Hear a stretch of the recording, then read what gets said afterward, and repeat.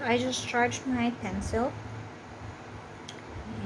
so I always start with a blank, make sure we're on an empty layer, and my favorite pencil, brush. Okay,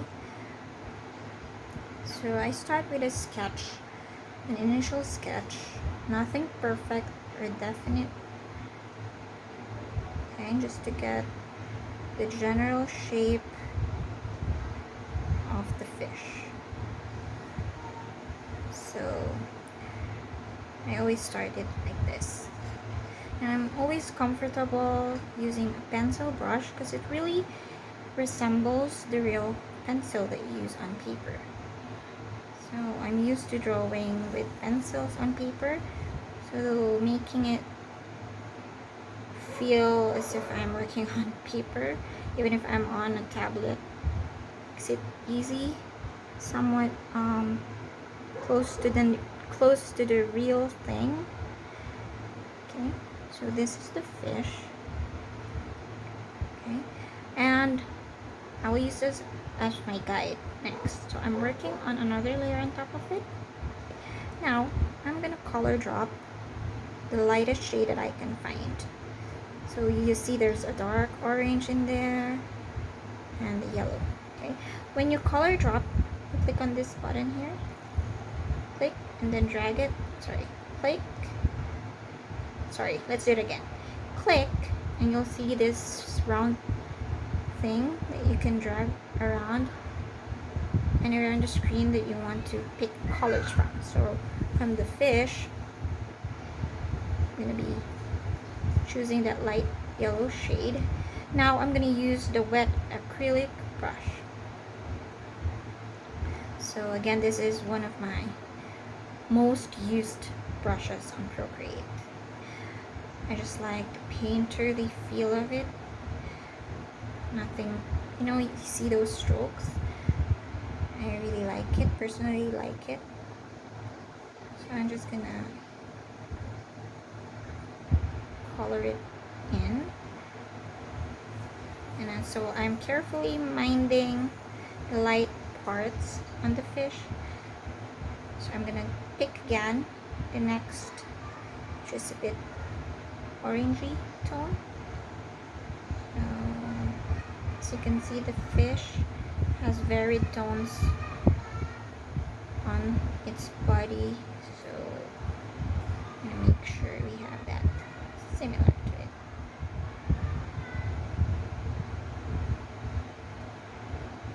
And I'm gonna now pick the darkest orange, not the darkest, but the most vibrant orange that I can find. So I'm kind of like adding the shadows at this point, taking care of those dark parts. Now, my favorite part of all is when I hide my, oh no, see? How did that happen now? So I made a boo-boo, okay? But I'm not gonna edit this one out because I want to demonstrate to you how, we can make this very common mistake when working digitally. So remember the pencil base sketch that I made earlier? That was supposed to be on another layer, okay? The colored part should be in another layer. But then look, I forgot. Or maybe I deleted by accident that layer that I added on top of the pencil sketch. So now my pencil lines are visible here and they're combining on there. So what I'm gonna do, because that always frustrates me when that happens, I will really undo all of this, okay?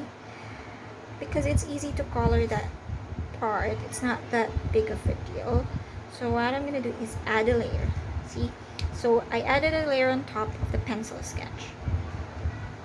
Okay, so I'm gonna do that again, but that's okay because again, this stage of coloring it in is not really that hard. You're basically just filling in the shapes, so that's not a big of a deal when that happens. But when that happens, it can really be frustrating sometimes, especially when you have already colored a big part of it. Okay, so just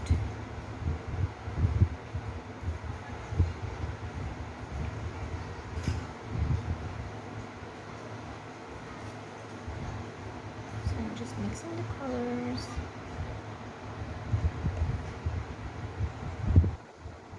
So I try to make the brush larger to cover more space.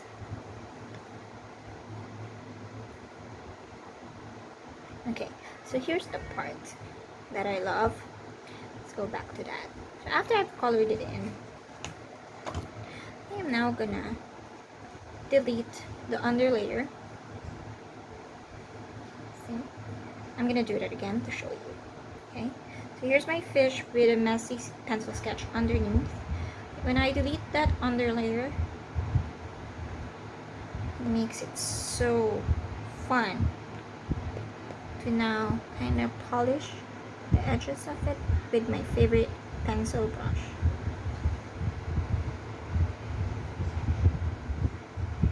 So at this stage, I am finding it very, very, very relaxing. So what I do is to color pick the color that I need and just basically do some pencil sketch.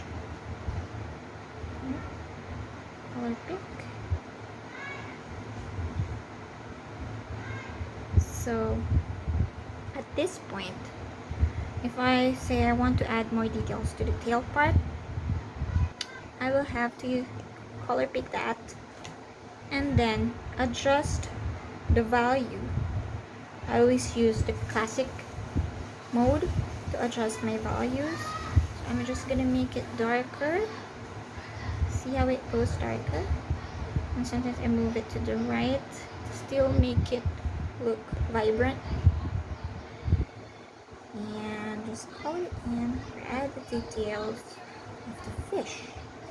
So at this point, I am now being careful to add those subtle details on the fin. Okay, so I would sometimes use the eraser to smoothen some edges.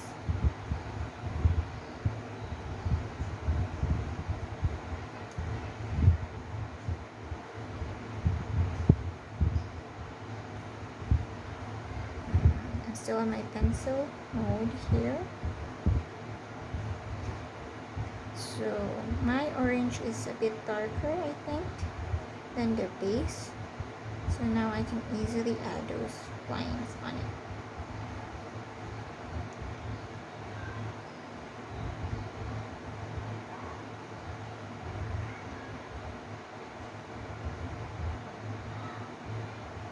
So at this point, you're really taking your time.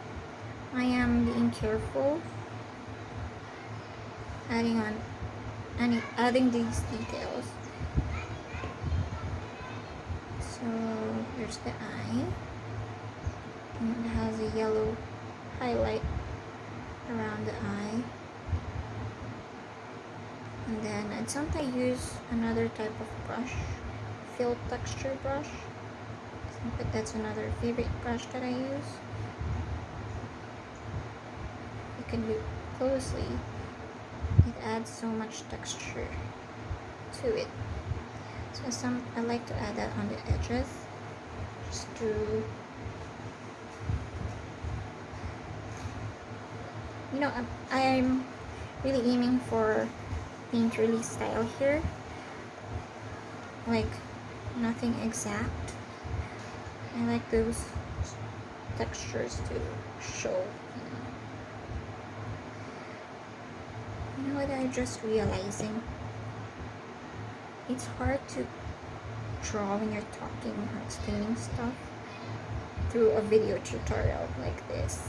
And I'm not really used to it, so please bear with me when I need to pause and gather my thoughts before speaking.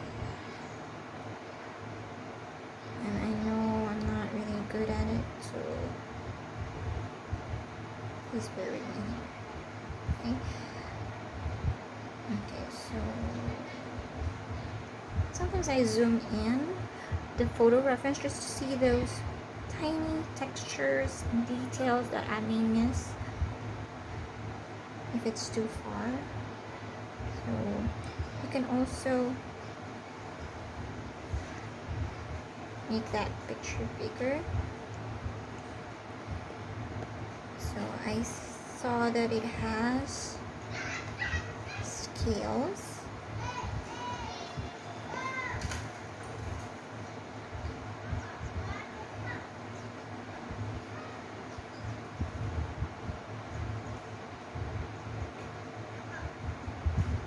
Well, this is a stylized version of the fish. I'm just making these doodly lines around.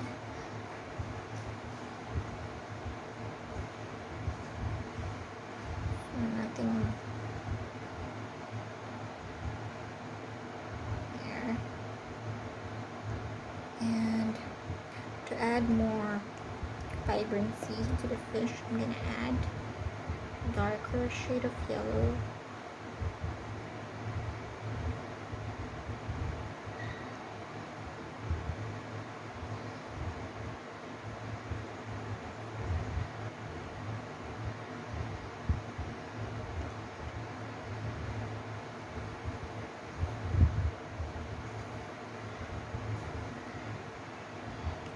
And another favorite brush that I use is this brush called Wolf Noise.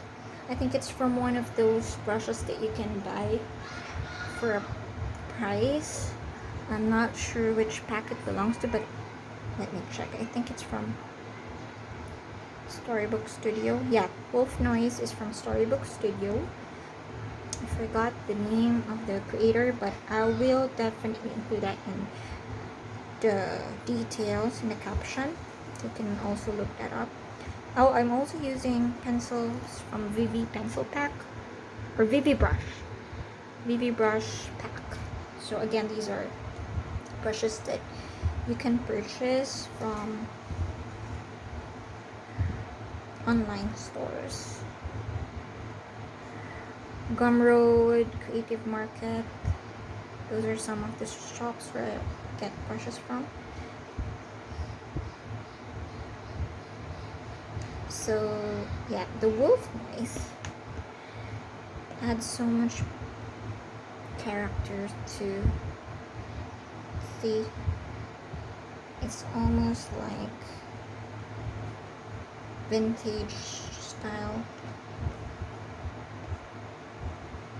and I use it to highlight, to add texture. I would sometimes do alpha lock. Okay, alpha lock is a very good feature, is a very helpful feature on Procreate, wherein you basically, how do you, like if you need to shade something without needing to be place them within the edges, you can just, I'm gonna demonstrate so you can see. Okay, just for demonstration purposes, I'm gonna use this green color. So for example, I want to add a texture on the fish. I can just move it across the screen and it will go over the fish, but not outside of the fish's edges. See that? There's nothing on these white space around it because I'm just carelessly just brushing it along like that. Okay, so I'm gonna delete that. So that's a very helpful feature that I use. So here's my under painting pencil. So sometimes I delete that already if I don't need it anymore. So I'm gonna go back to my pencil and add darker orange. I'm gonna move my volume down below and add those darker shades. The bottom side of the fish to add a bit more dimension to it.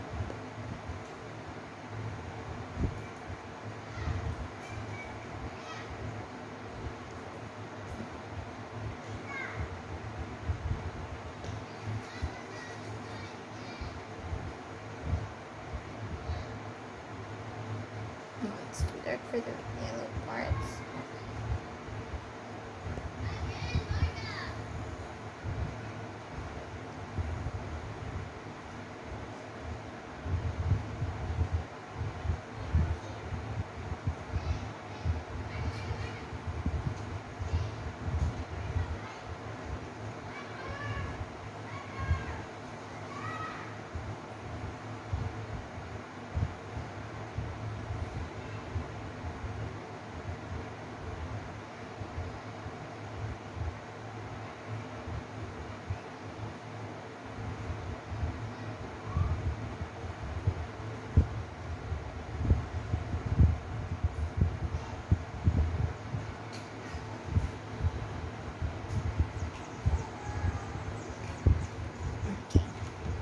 So I'm kind of satisfied with the fish here. Just move my camera down below so you can see it. Okay. So that's the fish. And sometimes I will erase some stray lines around it just to clean it up.